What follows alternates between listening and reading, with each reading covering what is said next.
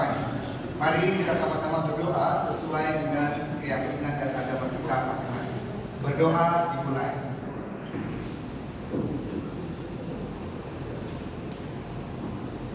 Selesai. Teman-teman pers dan teman-teman wartawan sekalian, hari ini sekaligus juga adalah Ketua PRSNI Persatuan Indonesia, Mas Janu Haryanto. Mas Janu selain wakil Ketua Dewan Pernikahan Indonesia, beliau juga Ketua Umum Persatuan Perusahaan Periklanan Indonesia atau P3I. Yang ketiga, yang paling muda, beliau Ketua Indonesian Digital Association. Kemudian Pak Gilang Iskandar, Sekjen dari Asosiasi TV Nasional Indonesia. ATVSI. Asosiasi TV, anggota Asosiasi TV Lokal Indonesia. Kemudian Pak Fadi dari AMLI, beliau ketua dari AMLI, Asosiasi Media Luar Indonesia. SPS, Serikat Penerbit Surat Kabar kita, kemudian ada PTDSI, Gabungan Pengusaha Bioskop Indonesia, dan yang terakhir itu adalah Yayasan TVRI. Jadi Dewan Perikanan Indonesia ini, Bapak Ibu sekalian, dibentuk pada bulan September tahun 81 itu oleh masyarakat periklanan Indonesia, ya, dan sekarang sudah berusia kurang lebih berapa tahun kita? Sudah lebih 40 tahun ya Dewan Perikanan Indonesia. Alhamdulillah sampai sekarang masih eksis dan kita mempunyai beberapa kegiatan. Yang paling menonjol adalah kita menerbitkan Etika Pariwara Indonesia. Untuk lengkapnya, buat teman-teman yang mau bisa memasuki di website kita yaitu www.dewanperiklanan.id ya, untuk beberapa organisasi, kepengurusan dan sebagainya. Baiklah, saya kira itu pengantar dari saya.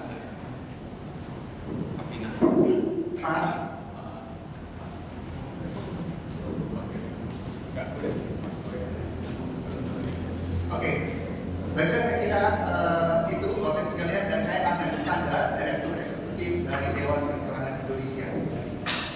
Yang pertama, kita akan persilakan Bang Rofik untuk memberikan gambaran tentang tujuan dari pertemuan kita pada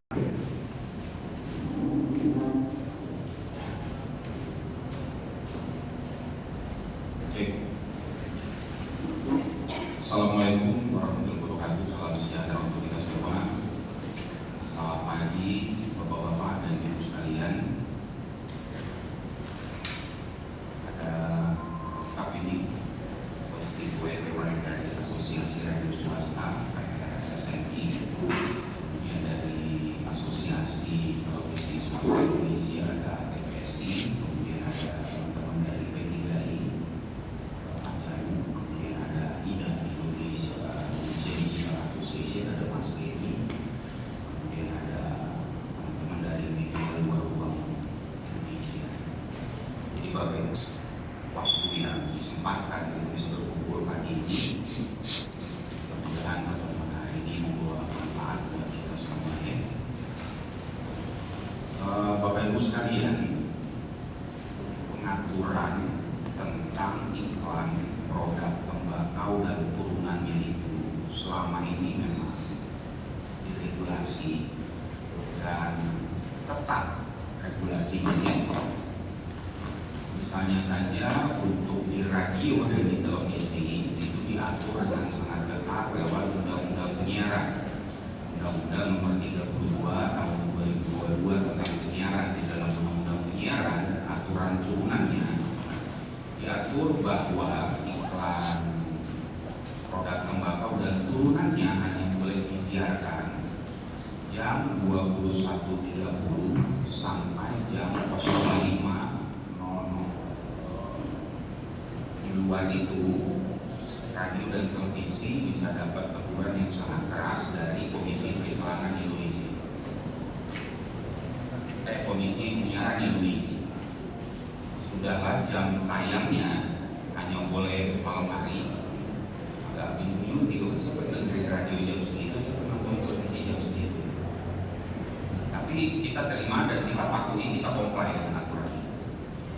Kemudian iklannya juga harus mencantumkan bahaya dari tembakau. Iklan juga tidak boleh mengajak orang untuk menikmati rokok, dan iklan juga tidak boleh memperlihatkan orang dengan rokok. Itu dipatuhi oleh teman-teman televisi dan oleh teman-teman. Kemudian aturan yang lain juga ada peraturan pemerintah nomor 109 tahun 2012. Peraturan pemerintah itu diatur bagaimana iklan tembakau dapat disampaikan kepada masyarakat, baik itu iklan tembakau di media online, di media cetak, dan media luar ruang gitu ya. Jadi aturannya itu sangat jelas, sangat ketat, sangat rigid, dan selama ini kita comply atas semua peraturan. Tadi Pak Akan juga menyampaikan kita punya etika pariwara Indonesia ya. Di dalam etika pariwara Indonesia itu juga sangat banyak rambu-rambu yang harus dipatuhi, baik oleh media maupun oleh pabrik tembakau gitu ya, supaya iklan mereka itu dalam tanda petik tidak memberikan gangguan kepada siapa? Tentunya gangguan kepada remaja dan anak-anak. Di antaranya ya cahaya, di antaranya bentuk iklannya seperti apa. Yang tadi saya bilang tidak boleh mengajak orang merokok, tidak boleh memperlihatkan orang sedang merokok, dan tidak boleh ditujukan kepada remaja dan anak-anak. Sampai beberapa waktu yang lalu kami menerima draft rancangan peraturan pemerintah sebagai turunan dari Undang-Undang Kesehatan yang baru ditetapkan oleh legislatif dan eksekutif. Nah, di dalam RPP itu ternyata ada beberapa pasal dan ayat yang mengatur tentang iklan produk tembakau dan turunannya. Misalnya saja di media online, di media digital, iklan produk tembakau itu dilarang sama sekali. Terus kemudian di media luar ruang juga begitu, iklan tembakau dan turunannya itu dilarang sama sekali. Di radio dan televisi bagaimana? Masih boleh, tapi waktunya semakin ketat. Radio dan TV hanya boleh menyiarkan iklan tembakau dan turunannya itu dari jam 11 malam sampai jam 3 subuh. Terus aku coba nonton TV jam segitu, saya akan dengerin radio jam segitu.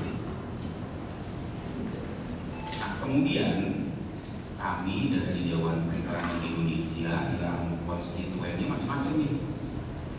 Ada Asosiasi Perusahaan Pemasang Iklan Indonesia (APINA). Kemudian ada media-media yang menayangkan produk-produk dalam bentuk iklan gitu ya. Kami coba dulu, kami coba berembuk gitu. Juga dengan teman-teman dari ekonomi kreatif. Ya, teman-teman yang biasa bikin konser, teman-teman yang biasa bikin event. Karena di RPP itu event, baik event kebudayaan, kesenian, fashion show, musik, olahraga, itu tidak boleh juga disponsori oleh produk rokok ya, tembakau dan turunan. Kemudian kami berhitung kalau RPP ini ditetapkan, maka pukulannya akan sangat telak kepada siapa? Kepada industri kreatif di Indonesia. Radio dan televisi itu adalah bagian dari industri kreatif. Kemudian teman-teman di AMI, teman-teman di IDA itu adalah bagian dari masyarakat media di Indonesia gitu ya, pers di Indonesia. Jadi teman-teman industri kreatif dapat tempat gitu kan, teman-teman di media dapat jet, bisa knock out, bisa langsung PKO kita. Perlu saya sampaikan, sebelum pandemi jumlah tenaga kerja yang diserap oleh industri kreatif itu sekitar 1 juta sebelum pandemi. Setelah pandemi jumlahnya berkurang, hanya menjadi sekitar 725.000 saja.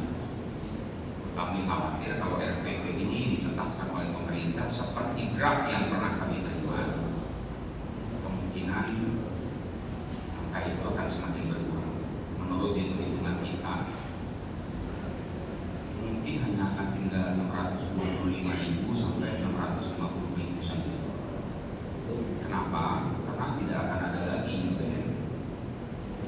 disponsori oleh produk rokok. Teman-teman kita di televisi swasta akan kehilangan kue iklan 9 triliun. Teman-teman di radio akan kehilangan kue iklan cukup besar juga. Begitu juga teman-teman di AMLI, teman-teman di Indonesia Digital Association, teman-teman di perusahaan periklanan Indonesia gitu.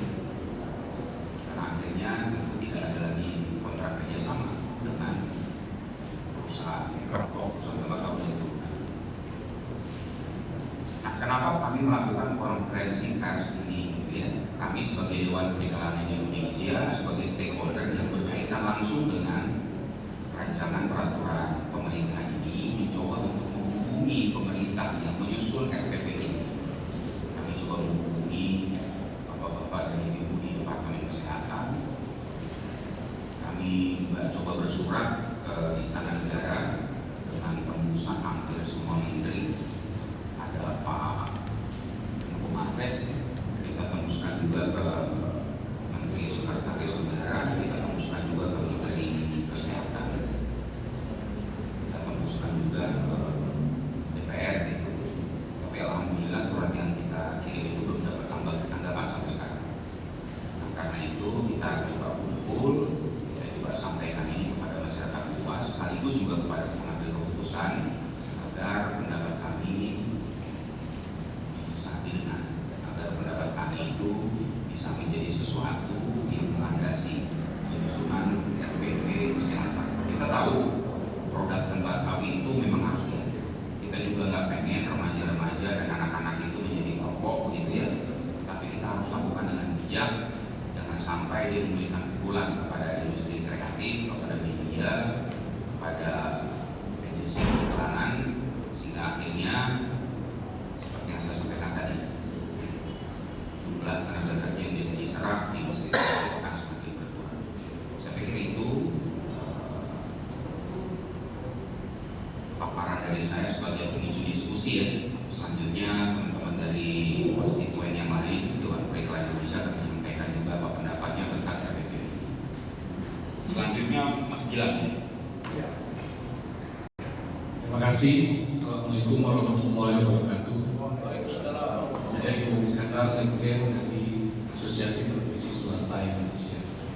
Nyambung apa yang disampaikan oleh Mas Rofik tadi, izinkan saya menyampaikan dua hal sebelum sampai kepada konklusi. Beberapa waktu yang lalu kita mengalami pandemi COVID-19 dan pada saat maupun pasca setelah pandemi COVID, kita juga menemukan fakta bahwa kondisi industri, kondisi bisnis, kondisi ekonomi Indonesia termasuk di dalamnya media penyiaran televisi tidak sedang baik-baik saja.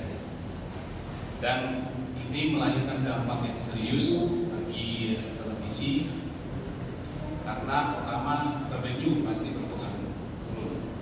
Kemudian media televisi sampai dengan saat ini masih berjuang untuk mempertahankan eksistensi. Jangan dulu bicara tumbuh berkembang, untuk bertahan aja kita masih berjuang.